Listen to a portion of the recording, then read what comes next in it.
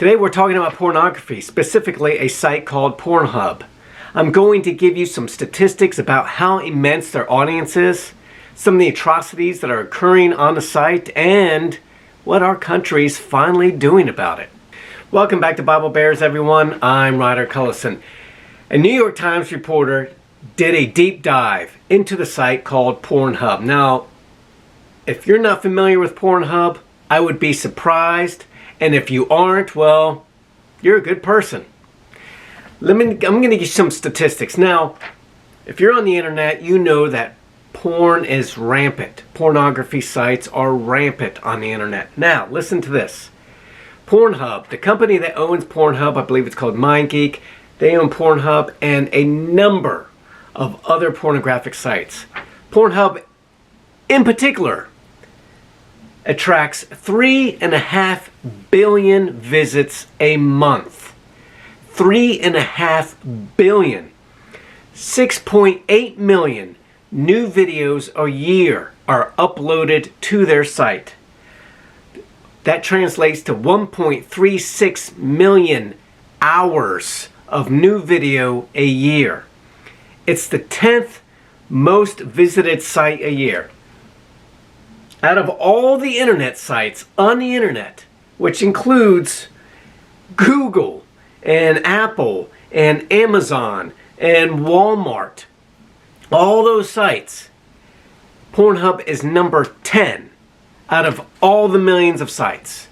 Number 10. It makes money from 3 billion ad impressions a day.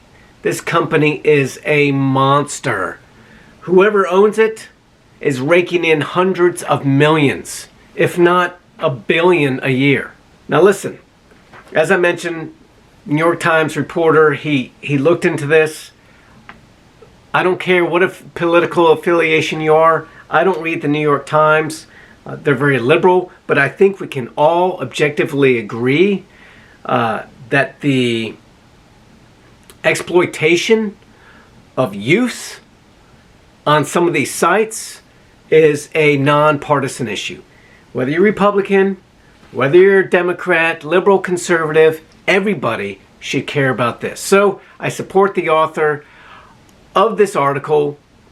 Bravo to him. I do take exception to something that he said in his article, which I will touch base on later. Stay tuned for that. But right now, let's get into what's going on. Now, this is what Pornhub is filled with, thousands, maybe millions of pornographic videos. People can upload their own videos to it. It's like YouTube, okay? This isn't just videos supplied by the adult entertainment industry. These are people, everyday run-of-the-mill videos, which include spy cams. So perhaps you set up some spy cams in a locker room. It catches people, girls showering. They upload that to Pornhub. There are also scenes of rape or torture. What do they do with those? They upload them to Pornhub. There are scenes of girls as young as 13, 14 or younger. Sometimes girls share videos or pictures with their boyfriends through text messaging.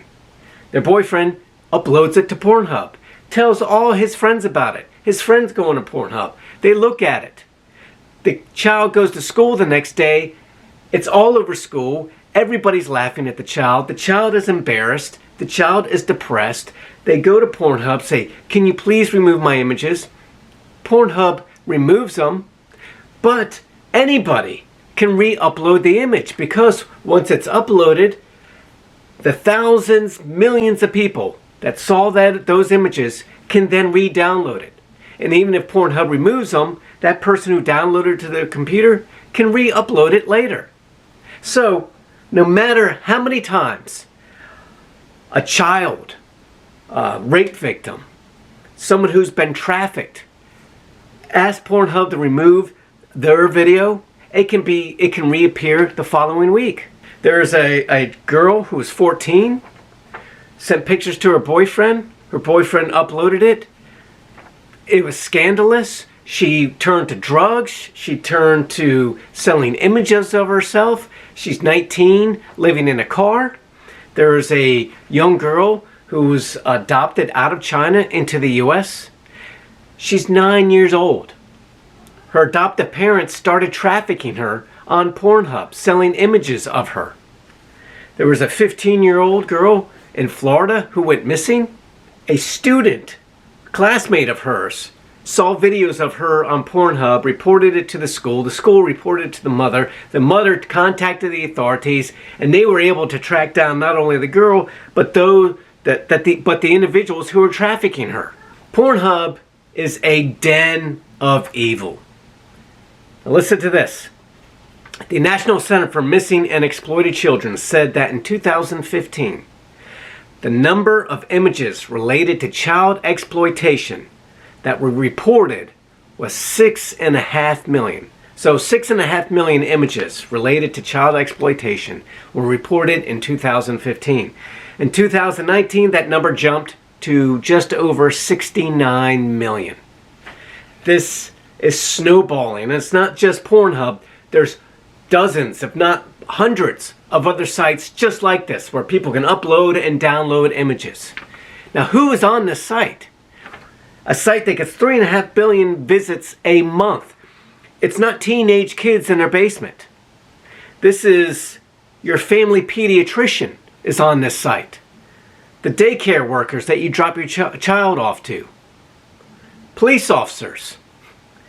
School teachers. Even your church pastors. There are too many visits to this site to be segregated to one small audience. This is pervasive throughout not just the US, all around the world. Now, the New York Times contacted one of the moderators for Pornhub. A moderator is someone who reviews content. So YouTube, for example, Facebook, Twitter, they have hundreds, if not thousands of moderators employed who look for objectionable content, and when that content is uploaded, they remove it immediately. Or if someone reports the content to them, they review the content, make a determination of whether it's actually bad or whether it's good, and then they remove it if necessary. Pornhub, a site with all those visits, has only 80 moderators for 1.36 million hours of new video a year. That translates to 46 hours of video a day per moderator that needs to be reviewed. Now, these guys skim through it, but there's no way they're tracking everything. Now, as one moderator said, it was hard to assess whether someone was 18 or 14. So they see a video, it could be a 14-year-old child, boy or girl. They can't tell the difference. And so if they don't know, they don't remove it. It just stays up there. They can't tell the difference if it's a real rape scene or a fake rape scene. See, if it's just a fake rape scene, something that's staged for entertainment, it's allowed to remain. But if it's real, then it's got to come down. Section 230 of the Communications and Decency Act protects platforms which members of the public post content. So basically what this means is, let's say WordPress. WordPress is a big site for bloggers. People can go on there and create blogs. I have a WordPress site. But what if someone started posting objectionable images onto WordPress? We don't then just immediately prosecute WordPress for child pornography. There is an act in place to protect those people because they're providing a service to allow people to put up their wedding sites or their sailing sites or whatever they're into. But so WordPress has moderators to take that content down, but we don't hold WordPress responsible. Now in 2018, Trump signed legislation blocking sites from using that as a defense. Now, how well has that worked? I'm not entirely sure. But due to the increased scrutiny that Pornhub has come under, PayPal has cut services to the company. So people wishing to purchase transactions, videos, whatever, however it works, they can't do it using PayPal anymore. Good for them. U.S. Senator Ben Sasse has called for an investigation into Pornhub. Pornhub, in light of the scrutiny, as I said, they have now said they will ban downloads, which will help content from remaining forever. Okay? How long will they do that? I don't know. They're going to expand moderation. How many more moderators are they going to add? I don't know.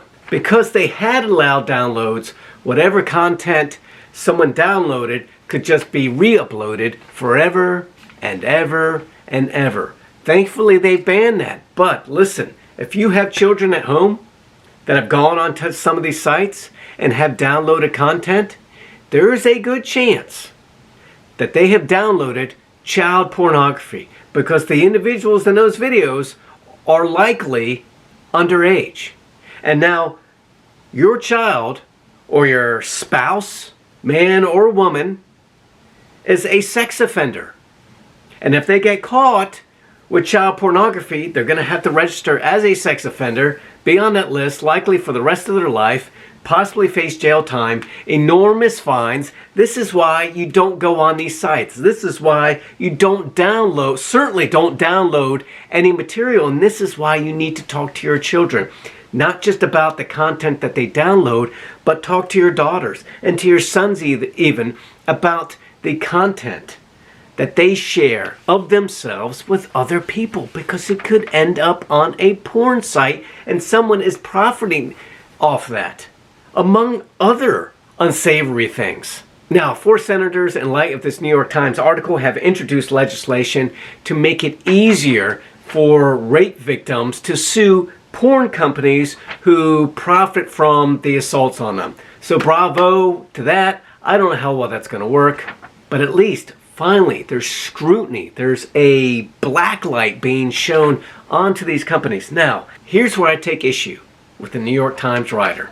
He says in his article, and I quote, "The issue is not pornography, but rape. The problem with Bill Cosby or Harvey Weinstein or Jeffrey Epstein was not the sex, but the lack of consent." What are you talking about? The problem is not the pornography, but the rape? That's spoken like a man who has a pornography addiction. It's not the porn, but the rape. You don't think that the porn doesn't lead to this? People who are watching hours and hours and hours upon of porn a day become desensitized to it, and they need to go one step further and one step further and one step further. This is a gateway into all these other terrible, degrading acts. It's horrendous. This is like saying that pornography is not the problem is akin to saying fentanyl is not the problem, heroin is. Fentanyl is a prescribed painkiller. And when people come off fentanyl, they get hooked on heroin because they can't get the fentanyl anymore. You're addicted to pornography. And run-of-the-mill pornography doesn't help you anymore, so you start to look for rape or torture or spy cams or underage girls. This is absolutely the problem. Society has erased the line and redrawn it and redrawn it and redrawn it so many times that it's 100 yards in the opposite direction now. And we have huge billboards advertising pornography. Our society has lost its way. And if you're going to even make a statement that pornography isn't the problem, then you are part of the problem. Guys, what do you think? Put all your comments below. I'd love to hear from you. If you like this video, give me a thumbs up, share, and subscribe. Hopefully you believe this is a huge problem. But what I encourage you to do is, please, as a Christian, I'm telling you to seek God, pray to Him. He loves you no matter how damaged you have been in life, no matter how many times someone has taken advantage of you. There's one person that loves you absolutely, unconditionally, and does not care about anything that you have done wrong. He loves you. He loves you. Okay? I love you. Have a blessed day.